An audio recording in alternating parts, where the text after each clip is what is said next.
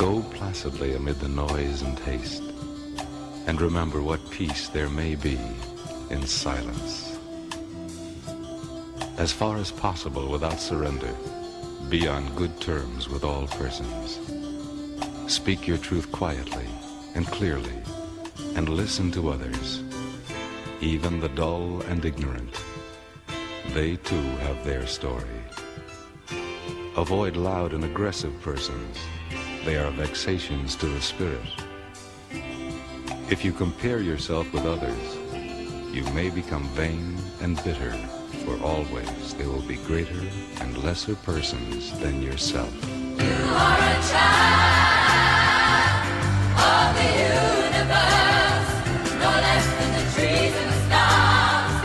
You have a right to be here, and whether or not it is clear to you, no doubt the universe is unfolding as it should.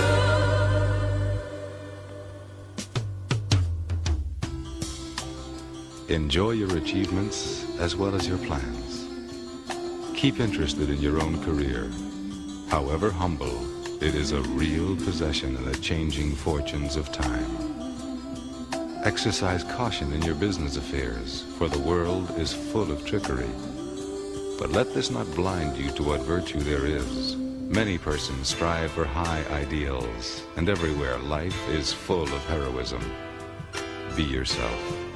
Especially do not feign affection. Neither be cynical about love, for in the face of all aridity and disenchantment, it is as perennial as the grass. Take kindly the counsel of the years, gracefully surrendering the things of youth. Nurture strength of spirit to shield you in sudden misfortune, but do not distress yourself with imaginings. Many fears are born of fatigue and loneliness.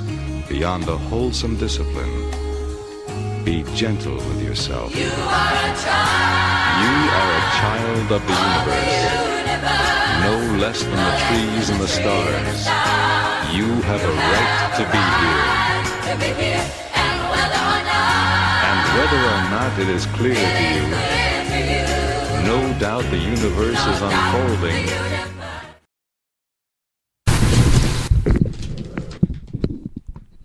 Yes.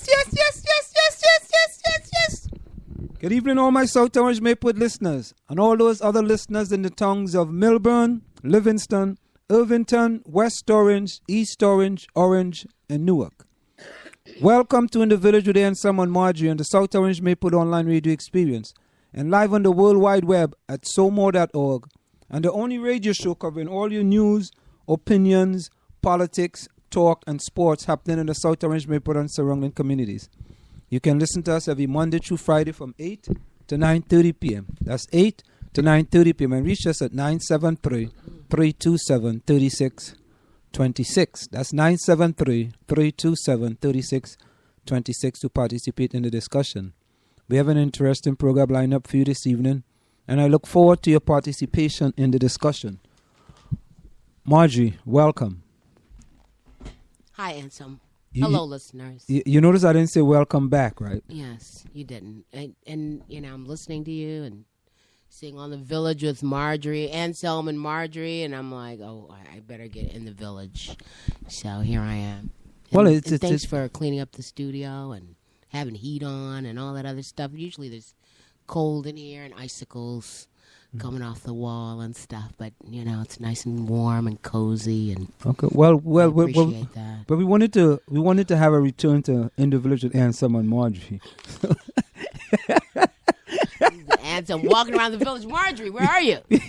So we wanted to have a treat. So I was making a wonderful excuse for you. Oh, okay. That just keep it that way. Yeah. No, but I was working very hard at midterms. That's what I said. Yeah, I said you were working hard with your AP students, trying to make them pass this AP test. I'm trying to make them think a little more deep about things. Trying to make them think. They don't think deep. They said, Miss, we were just taught to scan and just write whatever answer. So rather than read a chapter, they'll just scan, look for the answer. Political socialization, and write whatever comes after that. You think these kids are really seriously interested in thinking? No, I don't think so. And they said I was the only person that's trying to make them think. I mean, it's a good effort on your behalf. But, I mean, these kids want to come to class, maybe fall asleep for a little bit. No, nobody can sleep on me. That's impossible. Nobody falls asleep on you. No. You make it very interesting. No, I'm just excitable, but people don't fall asleep. They get excited. You ever wonder why teachers think that kids fall asleep in class? Why do you think? They probably said the kid didn't have enough sleep, or he's tired, or hungry, or... No, not really. What do you think the reason is? Teacher is boring. What do you expect? For real. It's not. Well, I had a kid say, this is my favorite class. I said, I'm surprised to hear that. He says, I don't like the subject. I just like being in here with you. Yeah. So, I mean, what good is that if you're not going to pass or think about the stuff? And I've had 2 kids taken out of my class this week. Taken out of your class? Yeah. Why? Because they're going to fail. And they'd always been told that they were honor students, and they're quite dishonorable. So, I don't want to talk. They're going to fail. You actually going to fail them? Yeah. But it's interesting. I mean, no one's pulled me to the side and said anything like they used to. But Or they used to pull you aside until you can't fail them? No, you're too hard. I was told that. You ask difficult questions. You ask controversial things. And so, Miss Lloyd is cheating me out of my grade. Or the students go tell too her? much, yeah. These are usually students without color who do that. Can you imagine how it is in college? I mean, I'd like to know, and this is why I need a job as an adjunct. Are these people just being filtered in to these community colleges or colleges still without skills and the ability to read? And then how do people like you deal with that when you get kids who've just been moved along and then they get there and they're still at 11th grade, 10th grade level? I mean, I'd like to know. I think I would be somewhat good to deal with that person who's somewhere in between. But a professor, who's an academic, who's not used to looking at crazy handwriting or doesn't know that there's so much that kids don't know. I mean, I don't know how they deal with that. Well, I have to tell you that. Do you see kids who can't perform at the level that you would expect them to in college? Well, it's kind of surprising sometimes when you read some of the papers and you read the grammar and you put a kid wants to put... Do you correct grammar when you see it? Yeah, incorrect grammar. They want to put there, not over there. They but use it's the like, other there. Yeah, they use THERE instead of THEIR. Or they want to put there, instead of using DEAR, they put THERE. I mean, that's not funny. What do you... I've been seeing the word paid, P-A-Y-E-D, a lot. But maybe they just don't know. You see, that the thing about it is that the high school they came from, they could have been AP and honors student. I know. And And somebody just moved them right along. They just, social promotion. That's what they used to call it, social promotion. And So what happens when you get to college? I mean, I know there are remedial classes. What are you going to do? You got to take 128 credits to graduate. So you go out and correct grammar on papers when you have to? Yeah, and you get a reduction in grades for that. Oh, okay. Yeah, I take out points for bad grammar, and I circle whatever it is, and I put the correct word. You know what I mean? I'm not going to try to correct the whole paper, but if I see things that I think should be, it just pops out at me, I would correct that grammar. Well, I believe it's my duty to correct the whole paper, and that's why it takes so long. But they're accustomed to people just putting a check on the stuff without really reading it. No, I read through all the papers. I read through all the papers, and I read through for grammar, and I'm looking for content as well. I mean, like I had an exam and kids had to write an essay, and the first essay question, they totally blew it. Like, what types of different forms of global business, global businesses? One kid says it's global corporations and transnational corporations. Isn't that the same thing? No, it's not. No, but that's not what. Well, is there a Yeah, I've we heard were of talking about transnationals. importing and exporting. Okay. We were talking about franchising. Ah. We were talking about foreign, invest. So you're asking what kinds of global corporations, and they're telling you, giving you the definition of what a global corporation Right. is. Yeah. Because people don't read And they didn't read. questions. That's exactly right. They didn't read it, the question. And then you ask them, what is planning, and explain the issues in planning. So everybody just put what is planning, or what's the four That's steps right, of they planning, don't follow through. and explain the issues. And they'll write the 4 steps without explaining. Exactly. They write the 4 steps, right? And then they go back and sort of talk about the 4 steps without explaining what each one of the steps means. No, that's one thing. I'm like, you have to answer the question that's asked of you. Yeah. So you see that type of thing. So I mean I taught in high school, and I taught at Nazareth High School, and I remember that the kids thought I was one of the students. Well, you must have been very young. I'm still young. Okay. What do you mean I must have been very young? Because I remember when I first got here and was teaching, it's like 25, and I think I was walking. What age you started teaching? 25? In New York, I moved here when I was 25, 26. And I walked into a school and someone like, get your headphone off. I'm like, what are you talking about? I used to be very insulted by that. Yeah. Yeah. By the way, how was your day? I was just, kids, when I go in angry, then, they're all over you. But why are you going angry?